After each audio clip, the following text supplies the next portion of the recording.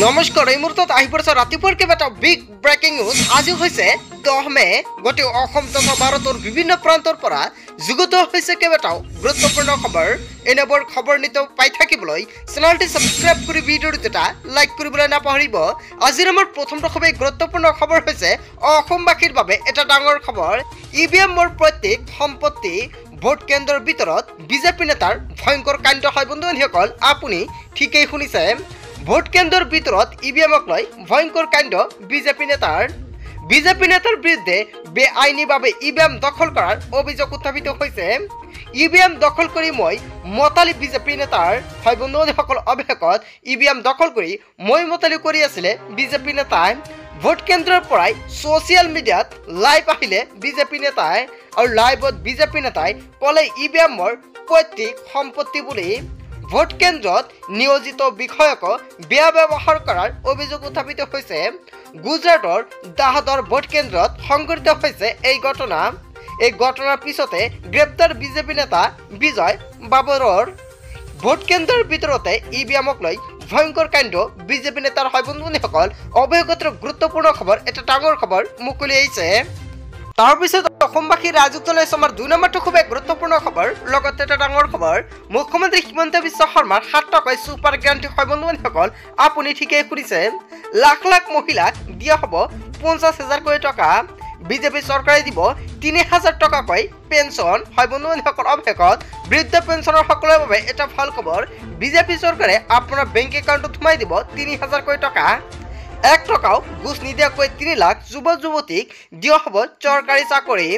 নিৰ্বাচনৰ পিছতে অসমত নিযুক্তি দিয়া হ'ব বাঙালী ভাষাৰ শিক্ষকক। দেশৰ জনতাই এতিয়া কেৱল মোদীৰ গ্যাৰাণ্টিহে বিশ্বাস কৰে। উৰিষ্যাত বিজেপিৰ ষ্টাৰ কেম্পেইন হিচাপে নিৰ্বাচনী প্ৰচাৰ চলাই এই ঘোষণা কৰিছে ৰাজ্যৰ মুখ্যমন্ত্ৰী ডক্টৰ হিমন্ত বিশ্ব শৰ্মাই। নবীন পাটনায়কৰ দুৰ্গত গজ দি উঠিল অসমৰ মুখ্যমন্ত্ৰী ডক্টৰ হিমন্ত বিশ্ব শৰ্মাই। নবীন পাটনায়কৰ নেতৃত্বত উৰিষ্যাৰ উন্নয়ন নহয়, প্ৰগতি নহয় বুলি মন্তব্য কৰিছে ৰাজ্যৰ মুখ্যমন্ত্ৰী ডক্টৰ হিমন্ত বিশ্ব শৰ্মাই। উন্নয়ন আৰু প্ৰগতি কেৱল বিজেপি চৰকাৰেহে কৰিব পাৰে। 10 জুনত উৰিষ্যাতো বিজেপিয়ে চৰকাৰ গঠন কৰিবলৈ গৈ আছে।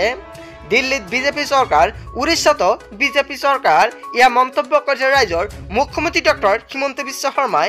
হয় বন্ধুসকল, অসমৰ মুখ্যমন্ত্ৰী ডক্টৰ হিমন্ত বিশ্ব শৰ্মাই যিটো মন্তব্য কৰিছে আপুনি কি ক'ব?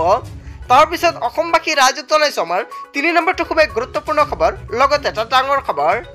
ফলাফল ঘোষণাৰ পূৰ্বে পৰাজয় স্বীকাৰ কৰিছে মন্ত্ৰী ৰঞ্জিত কুমাৰ দাসে। হয় বন্ধুসকল আপুনি ঠিকেই শুনিছে, ফলাফল ঘোষণাৰ পূৰ্বেই পৰাজয় স্বীকাৰ কৰিছে মন্ত্ৰী ৰঞ্জিত কুমাৰ দাসে।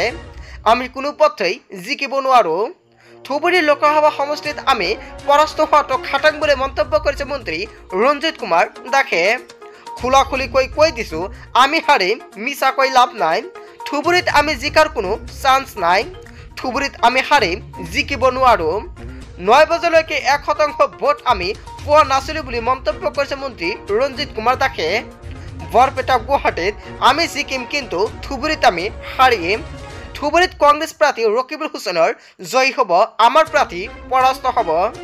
গুৱাহাটী লোকসভা সমষ্টিত আমি আশা কৰা ধৰণে ফলাফল নহ'ব। জিকিম, কিন্তু খুব কম ভোটৰ ব্যৱধানতহে আমি জিকিম। বৰপেটাতো আমি জিকিম, কিন্তু খুব কম ভোটৰ ব্যৱধানতে আমি জিকিম। লোকসভা নিৰ্বাচনৰ সন্দৰ্ভত মন্ত্ৰী ৰঞ্জিত দাসৰ ডাঙৰ প্ৰতিক্ৰিয়া হয় বন্ধুসকল। তাৰপিছত অসমবাসী ৰাইজক জনাইছোঁ আমাৰ 3 নম্বৰটো খুবেই গুৰুত্বপূৰ্ণ খবৰ, লগতে এটা ডাঙৰ খবৰ। অহা বছৰৰ পৰা নাথাকিব সেৱা আৰু AHSC শিক্ষামন্ত্ৰীৰ ডাঙৰ ঘোষণা।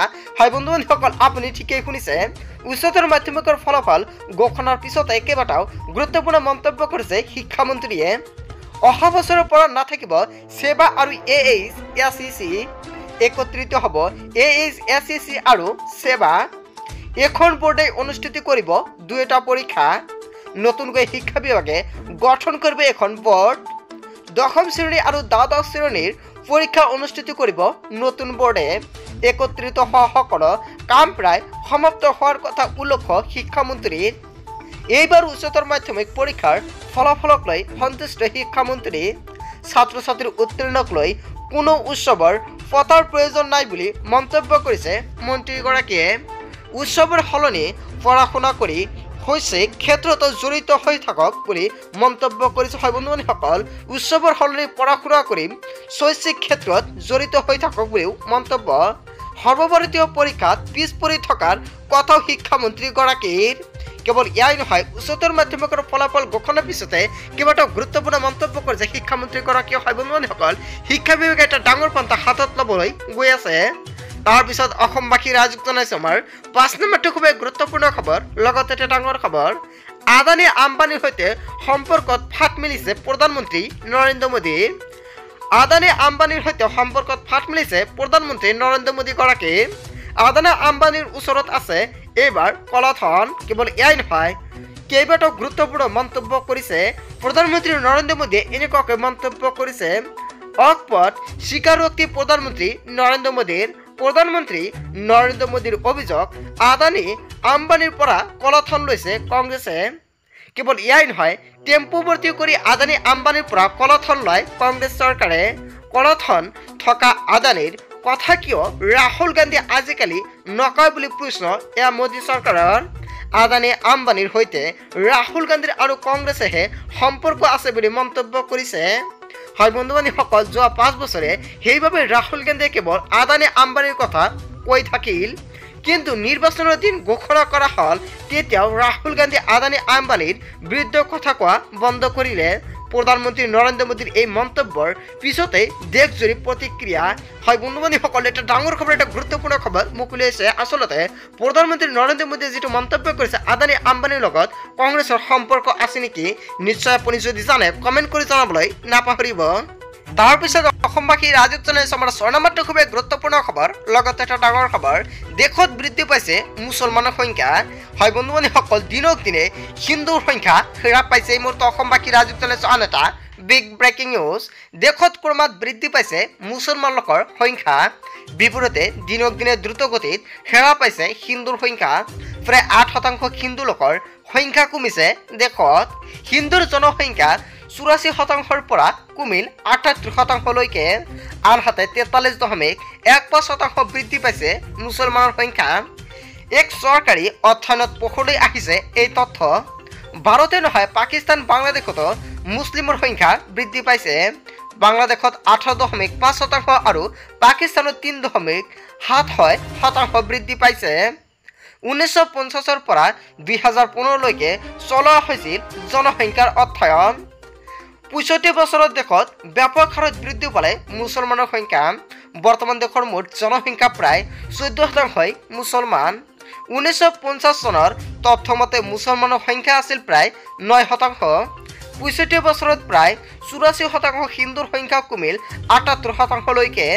দেশত ক্ৰমাৎ বৃদ্ধি পাইছে মুছলমানৰ সংখ্যা। হয় বন্ধু-বান্ধৱীসকল, এটা ডাঙৰ খবৰ, এটা গুৰুত্বপূৰ্ণ খবৰ মোক উলিয়াইছে। বন্ধু-বান্ধৱীসকল, গোটেই অসম তথা ভাৰতৰ বিভিন্ন প্ৰান্তৰ পৰা যুগুত হৈছিলে কেইবাটাও গুৰুত্বপূৰ্ণ খবৰ। এনেবোৰ খবৰ নিতৌ পাই থাকিবলৈ চেনেলটি ছাবস্ক্ৰাইব কৰি ভিডিঅ'টো এটা লাইক কৰিবলৈ নাপাহৰিব। লগতে যদি ফেচবুক পেজৰ পৰা চাই আছে, নিশ্চয় ফেচবুক পেজটো ফ'ল' কৰি ৰাখিব।